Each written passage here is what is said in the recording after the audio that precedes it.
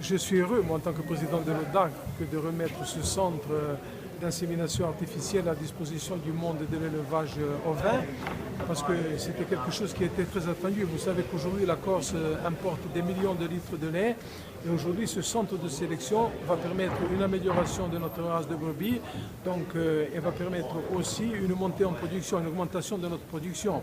Nous importons par an de 3 à 4 millions de litres de lait, et le fait aujourd'hui d'aller vers une sélection beaucoup plus importante au niveau de notre race va faire que nous allons tout doucement combler ce manque qui existait au niveau de notre production.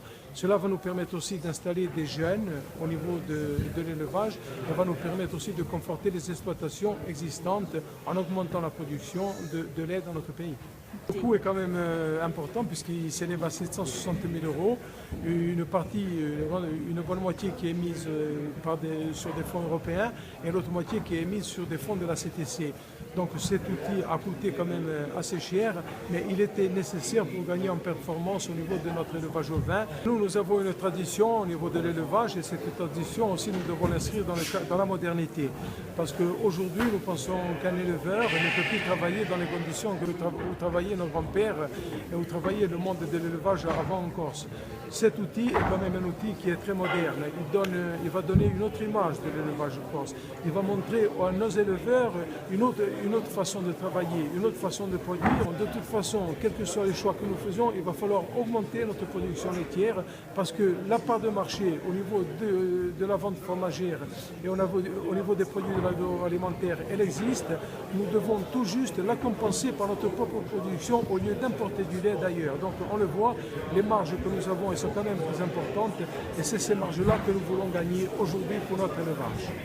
Cette inauguration, c'est le fruit d'un long travail, d'une longue lutte, d'une très longue lutte. Là, aujourd'hui, on est fiers que notre race soit vraiment reconnue par tout le monde. C'est uniquement sur la race corse, c'est uniquement pour le développement de la brebis de race corse. On a fait un partenariat avec l'ODARC qui nous met le centre à disposition. Le but, c'est de concrétiser le travail de la coopérative et de l'OS, du centre de sélection. C'est-à-dire, c'est diffuser de la génétique pour améliorer les productions laitières des brebis, mais aussi maintenir les caractéristiques de la brebis, maintenir sa facilité de traite et surtout la rusticité. Parce que bon, comme nous, en plus, éleveurs de montagne, la rusticité, c'est un point primordial. Parce qu'on ne veut pas se retrouver comme sur le continent, avoir les brebis enfermées 6 ou 7 mois par an, parce qu'on n'a pas les moyens, surtout en Corse, de se le permettre, par rapport à la matière première. Nous, on n'est qu'un maillon là-dessus. Donc si on peut diffuser encore plus largement la sélection, la génétique, on va augmenter la production, mais après, il n'y a pas que nous, c'est tout un système. Il faut avoir plus d'éleveurs, plus de brebis, mieux structurer les éleveurs. Vous voyez qu'à l'heure actuelle, vous avez toujours des bergers qui n'ont pas de bâtiment pour protéger leurs brebis en hiver.